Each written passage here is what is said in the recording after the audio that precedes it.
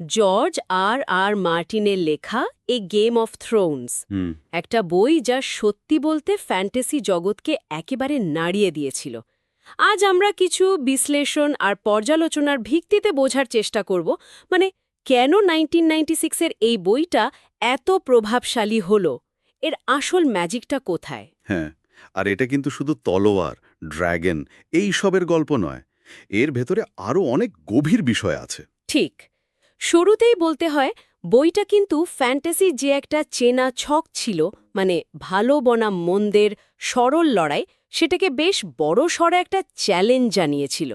একদম, খুব বাস্তবসম্মত চরিত্র, জটিল পরিস্থিতি এসবের উপর জোর দেওয়া হয়েছে। আচ্ছা, এর পটভূমি তো ওয়েস্টেরোস, মানে এক বিশাল মহাদেশ যেখানে 7টা রাজ্য লড়াই করছে ওই আয়রন থ্রোনের জন্য। হুম, উত্তরে আবার বিশাল বরফের দেয়াল, মানে দ্য ওয়াল, রাজ্যগুলোকে বাইরের বিপদ থেকে আড়াল করে রেখেছে। আর পূর্বে, অ্যাসোস মহাদেশে। হ্যাঁ, অ্যাসোসের নির্বাসিত টার্গেরিয়ানরা আছে, তারা আবার ক্ষমতা ফিরে পেতে চায়। এই বিশাল প্রেক্ষাপটে কয়েকটা পরিবার তো খুব গুরুত্বপূর্ণ, যেমন ধরুন উত্তরের হাউস স্টার্ক। অবশ্যই নেড স্টার্ক, তাদের নেতা, সততা, কর্তব্যবোধ এগুলোর প্রতীক। কিন্তু কিন্তু দক্ষিণে রাজার সভাসদ হয়েই এসে ফেসে যান রাজনীতির এক ভয়ঙ্কর খেলায়। ঠিক, আর তার পরিবারের অন্যরাও, মানে জন স্নো যে নিজের পরিচয় খুঁজছে, আরিয়া, স্যানসা, প্রত্যেকে নিজেদের মতো করে লড়ছে। তাদের পথগুলো খুব ইন্টারেস্টিং। অন্যদিকে আবার হাউস ল্যানেস্টার, ক্ষমতা আর রিচেসের প্রতীক। আর এই পরিবারে টাইরিয়ন ল্যানেস্টার আমার মনে হয় অন্যতম সেরা চরিত্র। হ্যাঁ, তার বুদ্ধি, তার রসবোধ, যদিও শারীরিক গঠনের জন্য তাকে অনেক অবহেলা সহ্য করতে হয়। ঠিক, কিন্তু সে তার বুদ্ধি দিয়েই অনেক কিছু সামাল দেয়। আবার তার বোন সার্সি আর ভাই জেইমি, তাদের জটিল সম্পর্ক, ক্ষমতার লোভ, এগুলো গল্পকে অন্য মাত্রা দেয়। আর ডেনেরিস টার্গেরিয়ানের কথা তো বলতেই হবে, নির্বাসিত রাজকন্যা। হ্যাঁ, এসোসে কঠিন পরিবেশে ধীরে ধীরে নিজের শক্তি তৈরি করছে, ড্রাগনদের ফিরিয়ে আনছে। তার যাত্রাও অসাধারণ। আসলে এখানেই মার্টিনের লেখার মূল শক্তিটা, চরিত্রগুলোর গভীরতা, তাদের বাস্তবতা। হুম, মানে চিরাচরিত ফ্যান্টাসির মতো এখানে হিরো একদম ধোয়া তুলসী পাতা নয়, বা ভিলেনও পুরোপুরি শয়তান নয়। একদম, নেড স্টার্কের কথাই ধরুন।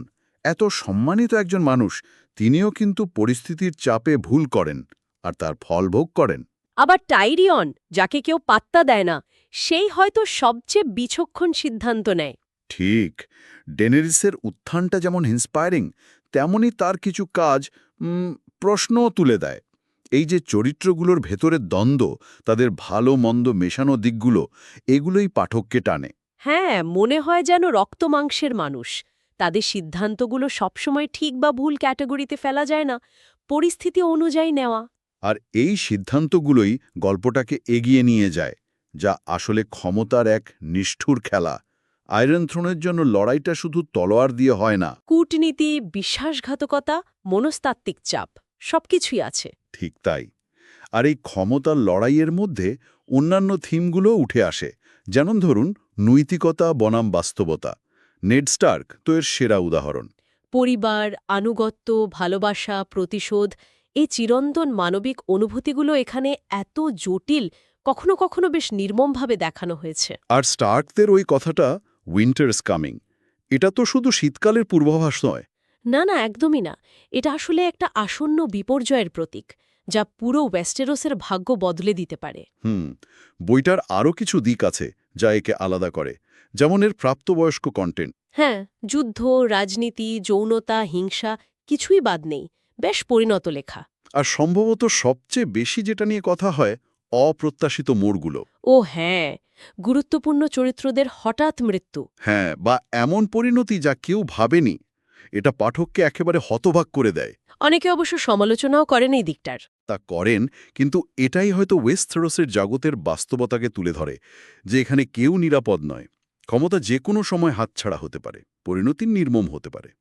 কিছু বিশ্লেষণে পড়ছিলাম এই অপ্রত্যাশিত ব্যাপারটাই নাকি পাঠককে আরও বেশি আঁকড়ে ধরে রাখে, কারণ যে কোনো মুহূর্তে যে কোনো কিছু ঘটে যেতে পারে।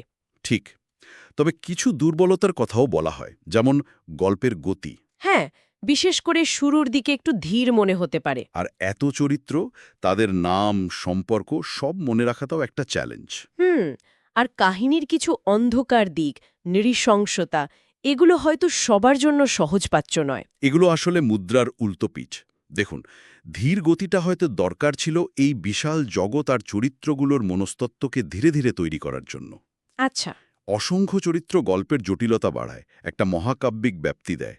আর অন্ধকার দিকগুলো, সেগুলো তো ক্ষমতার লড়াইয়ের বাস্তব ছবিটাই দেখায়, যেখানে ভালো মন্দের সরল বিভাজন প্রায় থাকেই না। বুঝলাম।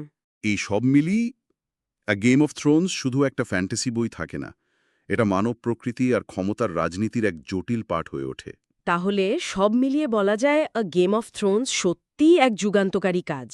ফ্যান্টাসি সাহিত্যকে এটা শুধু বিনোদনের গণ্ডি থেকে বের করে এনেছে, হুম। বাস্তবতার অনেক কাছাকাছি নিয়ে গেছে।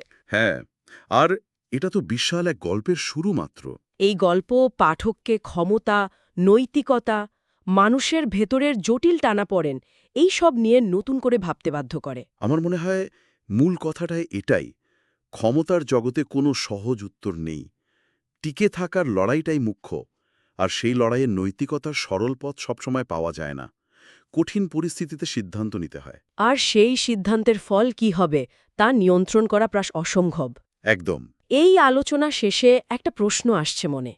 এই যে কাল্পনিক জগতের এত জটিল রাজনৈতিক, নৈতিক দ্বন্দ্ব, এগুলো কি আমাদের বাস্তব পৃথিবীর ক্ষমতা কাঠামো বা নেতৃত্ব বা মানুষের আচরণ এসব নিয়ে নতুন করে কিছু ভাবতে শেখায়?